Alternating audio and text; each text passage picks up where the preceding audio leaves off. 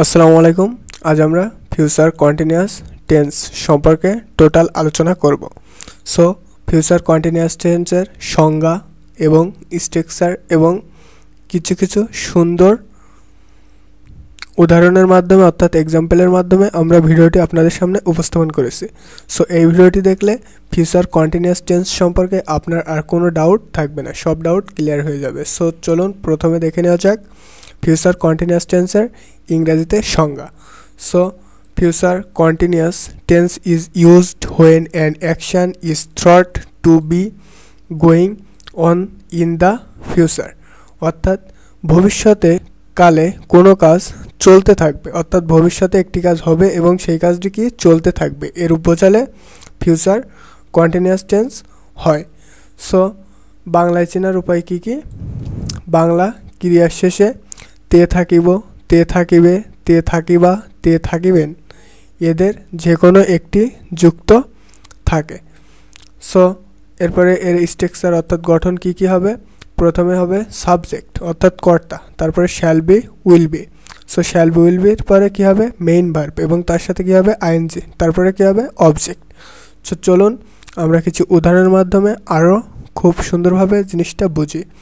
So আমি বইটি পড়িতে থাকবো। সো এটা কি হচ্ছে? ভবিষ্যতে সংঘটিত হচ্ছে, অর্থাৎ আমি বইটি পড়িতে থাকবো এবং এটা কি চলমান বোঝাচ্ছে। সো ভবিষ্যতে কোনো কাজ হবে এবং সেটি চলমান বোঝালে কি হবে? অবশ্যই ফিউচার কন্টিনিউয়াস টেন্স হবে। সো এখন আমরা এটিকে ইংরেজিতে কনভার্ট করব। তো প্রথমে কি হবে? সাবজেক্ট। সাবজেক্ট কি? আমি। সো আমির ইংরেজি কি? আই। সো আই বসালাম, এরপরে কি? শ্যাল, অর্থাৎ আমরা জানি ফার্স্ট পারসন হলে কি হবে? শ্যাল, এবং বাকি সব ক্ষেত্রে কি হবে? Will. So I shall be. So পড়িতে থাকবো। সো এখানে পড়িতে, পড়ব, পড়ার ইংরেজি কি? Reading, read. So main verb কি হবে? Read. So I shall be reading. So read, রিডের পর কি হবে? ING. So reading, I shall be reading the book. এরপরে কি? আমি গান গাইতে থাকিব। এটিও কি ভবিষ্যতে সংঘটিত হবে এবং এটি চলমান বোঝাচ্ছে। সো এখানে সাবজেক্ট কি? আই। সো আমরা জানি ফার্স্ট পারসন হলে কি হবে? শ্যাল, এবং বাকি সব ক্ষেত্রে will. So I shall be. So গান গাওয়ার ইংরেজি কি? Singing the song. এরপরে কি হবে? তারা ফুটবল খেলিতে থাকবে। তাহলে তারা, তারার ইংরেজি কি? দে। সো এটা কি? থার্ড পারসন, তাহলে কি হবে? Will be. So they will be খেলিতে, তাহলে খেলার ইংরেজি কি? পেলে। পেলের সাথে কি হবে? ING. So they will be playing football. এই যে subject plus shall be, will be plus main verb, main ভার্বের সাথে কি? ING plus object.